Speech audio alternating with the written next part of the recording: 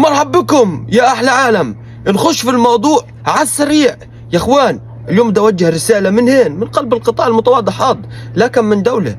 أول إشي عندك أهل اليمن وأهل لبنان وباقي الدول اللي وقفت معنا، وبنقولكم 2025 مش ضايل لها كتير، ضايل لها يمكن 4 أيام، أسبوع، شهر، والله ما أنا عارف، بس حسب علمي بيقولوا ضايل لها 4 أيام.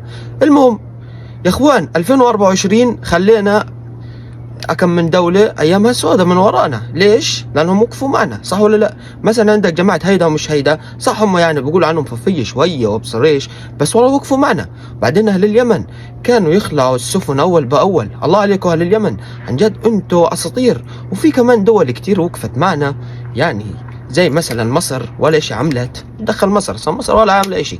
المهم فيعني كنا مبسوطين منكم، وأنا بقول لكم من قلب القطاع عليه الضمان عسكر بحبكم، صح ولا لا؟